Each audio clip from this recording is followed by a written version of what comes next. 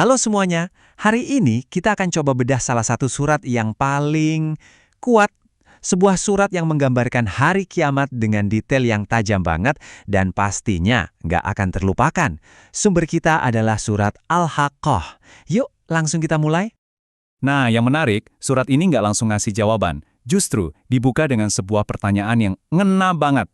Pertanyaan yang langsung narik kita ke pusat topiknya. Hari kiamat. Apakah hari kiamat itu? Keren kan? Seolah-olah kita diajak untuk berhenti sejenak. Mikir, sebenarnya seberapa dahsyat sih peristiwa yang mau diceritain ini? Oke, sebelum kita masuk ke detail kiamatnya, surat ini ngajak kita mundur dulu, lihat ke masa lalu. Buat apa? Buat ngelihat contoh-contoh peradaban yang dulu itu ngabaikan peringatan yang sama. Jadi ini semacam pola sebab akibat gitu, yang bakal kita lihat diulang-ulang. Kita mulai dari kisah kaum Tsamud dan 'Ad. Coba diperhatiin, deskripsinya tuh spesifik banget. Nggak cuma dibilang, mereka dihukum, titik. Tapi dijelasin caranya. Kaum Tsamud hancur karena suara petir yang super keras. Sementara kaum 'Ad disapu bersih sama angin topan yang luar biasa dingin dan kencang. Setiap azabnya itu digambarkan dengan presisi yang bikin merinding. Dan visualisasinya ini loh, kuat banget. Nasib kaum 'Ad itu diibaratkan kayak batang-batang pohon kurma yang udah kosong. Coba bayangin deh, ini bukan cuma kehancuran biasa, tapi gambaran kekosongan yang total. Kehidupan udah hilang sama sekali, yang tersisa cuma cangkangnya aja, rapuh. Ternyata polanya nggak berhenti di situ. Diperluas lagi, seolah-olah mau bilang, ini tuh kejadian berulang dalam sejarah loh. Nggak cuma kaum Tsamud dan 'Ad, tapi juga figur sekuat Fir'aun, atau bahkan seluruh kota yang dijungkir balikan karena pembangkangan mereka. Pesannya jadi jelas banget kan? Mendustakan kebenaran itu ada konsekuensinya. Konsekuensi yang sangat nyata. Nah, sekarang ceritanya bergeser drastis. Kalau tadi kita lihat ke belakang, sekarang kita lompat ke masa depan.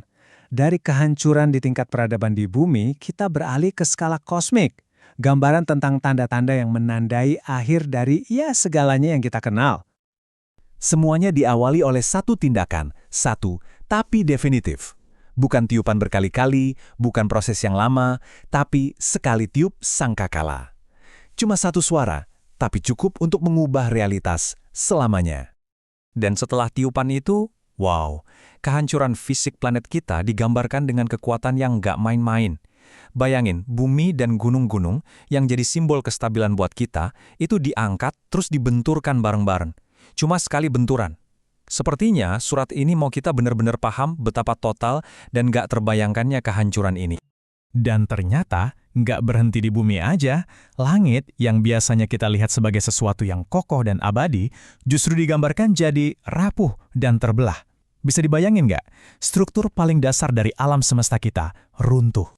Di tengah semua kekacauan yang epik ini, tiba-tiba ada satu detail yang spesifik dan megah banget. Diceritakan kalau di hari itu akan ada 8 malaikat yang memikul arsy atau singgasana Tuhan. Detail kecil ini seolah-olah jadi jangkar yang ngasih kita gambaran skala keagungan di tengah peristiwa yang luar biasa dahsyat ini. Oke, setelah kehancuran skala kosmik tadi, fokusnya langsung menukik tajam, kayak kamera yang ngezoom in. Dari kehancuran universal, kita pindah ke momen yang super personal. Saatnya perhitungan untuk setiap individu, setiap jiwa. Nah, disinilah manusia bakal dibagi jadi dua. Nasib seseorang ditentukan oleh hal yang simpel tapi krusial, dari tangan mana dia menerima catatan amalnya. Tangan kanan itu simbol keselamatan, tangan kiri itu simbol celaka. Benar-benar momen yang menentukan segalanya. Sekarang, mari kita lihat gimana dua nasib yang beda jauh ini digambarkan. Karena surat ini nggak cuma bilang selamat atau celaka, tapi benar-benar melukiskan dua gambaran yang kontras banget. Satu sisi, kebahagiaan yang puncak. Sisi lain, keputusasaan yang paling dalam. Coba kita dengerin suara dari golongan pertama, orang-orang soleh. Nadanya itu penuh kemenangan. Mereka nggak malu, nggak takut, malah bangga dan bahagia. Mereka teriak, "Nih, ambil, baca kitabku." Ini seruan orang yang pede banget, yang lega, karena mereka tahu seumur hidup mereka, persiapan untuk momen ini. Dan balasannya, kedamaian dan kebahagiaan total. Kehidupan yang diridhoi, surga yang tinggi, buah-buahannya gampang banget dipetik. Intinya, ini gambaran sebuah kehidupan di mana semua kerja keras di dunia itu terbayar lunas dengan kenikmatan yang abadi. Sekarang, kita pindah ke sisi sebaliknya. Kontrasnya tajam banget. dengerin teriakan putus asa dari mereka yang terima kitab di tangan kiri. Mereka nggak mau lihat, bahkan berharap nggak pernah tahu isinya. Coba aja aku nggak dikasih kitab ini. Ini penyesalan yang paling dalam. Sampai-sampai mereka berharap kematian itu adalah akhir segalanya. Di momen inilah muncul kesadaran yang brutal. Semua yang dulu mereka banggakan di dunia, harta, jabatan, kekuasaan, sekarang nggak ada artinya sama sekali. Nol. Semuanya hilang dan nggak bisa nolong mereka sedikit pun. Hukumannya sendiri digambarkan seperti serangkaian perintah yang dingin, lugas kayak prosedur. Tangkap dia, lalu belenggu, masukkan dia ke neraka, lilit dia dengan rantai. Bahasa yang dipakai di sini seolah-olah menekankan kalau hukuman ini tuh udah nggak bisa dihindari, udah terstruktur, dan pasti terjadi. Kondisi mereka yang mengenaskan ini dirangkum jadi 3 hal. Pertama, isolasi total, nggak ada satupun teman. Kedua, makanannya, darah dan nanah. Mengerikan. Dan yang paling penting, surat ini juga ngasih tahu alasannya. Ternyata bukan cuma karena nggak beriman sama Tuhan, tapi juga karena abai secara sosial. Nggak pernah ngajak orang lain untuk ngasih makan orang miskin. Nah, di bagian penutup, setelah semua gambaran dahsyat tadi, surat ini seolah-olah berbicara tentang dirinya sendiri. Menegaskan dari mana asalnya, apa tujuannya, dan mengikat semua peringatan masa lalu dan gambaran masa depan jadi satu kesimpulan yang utuh. Surat ini dengan tegas bilang, aku ini apa, dan aku ini bukan apa.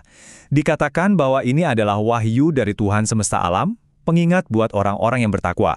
Dan secara gamblang, ditegaskan juga kalau ini bukan karangan manusia, bukan kata-kata penyair, bukan juga omongan dukun atau peramal.